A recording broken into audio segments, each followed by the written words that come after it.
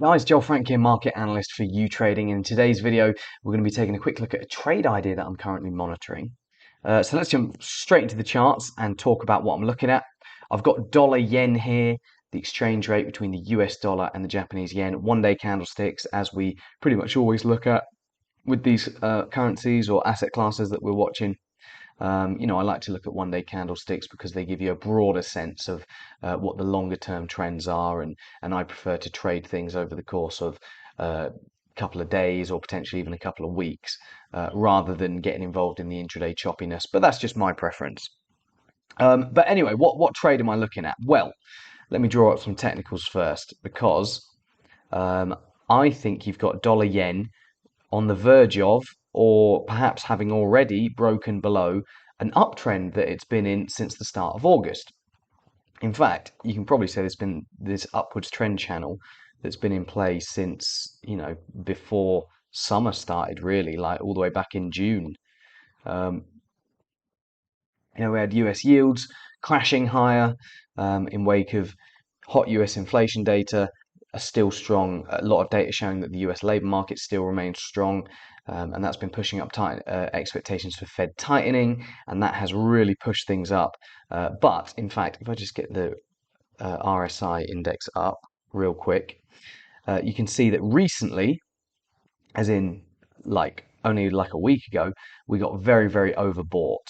The RSI reached about 80, which is, very, very overbought. So now we've seen this turnaround.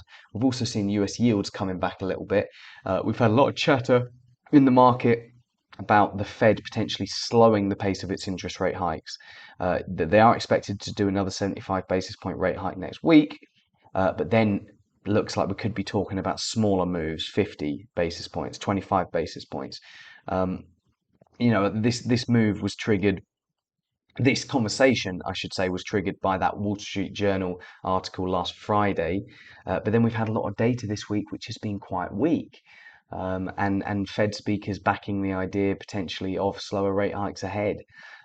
So that's been one key factor. Also, we had the 21st of October, and then 24th of October, two very volatile days. Um, and that a lot of that volatility was caused by suspected intervention by by Japanese authorities to prevent the yen from weakening. But anyway, the point is we've pulled back, and I think we could see a bit of a break lower. Potentially, we could hit this 50-day moving average. There isn't anything much by way of like significant support in this area. I mean, you got this low from the beginning of the month. But really, the area I'm looking at is if we were to fall back to this uh, area here of resistance. Well, I mean, it's support. They're both support. But it's this around 140 basically. And why do I think we could pull back to that area? As I said, we've got the Fed next week. If they do lean a bit more dovish relative to expectations, as in if they are talking about slowing the pace of rate hikes and they are talking about a softening in the data because like the housing data has definitely turned for the worse, and you've got conflicting evidence on the health of the economy, like the ISM PMIs are strong but the market PMIs are very weak. um, Maybe that could be interpreted dovish. Maybe we could see a bit more downside in US yields here, maybe a bit of downside in expectations for where the Fed's interest rate is going to peak next year. People were talking about a 5% peak next year, but maybe we could be talking about a 4.5% peak again. Um, and if that does play out like that, then I think dollar yen could fall back to this area. But, and here's the trade, if we get back to this area, which I very much like for adding long positions, um, think things could bounce basically, which is why I'm saying I think it would be a nice area to potentially add some longs. Why do I think things could bounce? US inflation data still very hot. US labor market still very strong, not showing any signs of drastic slowdown in the near future, either of those two.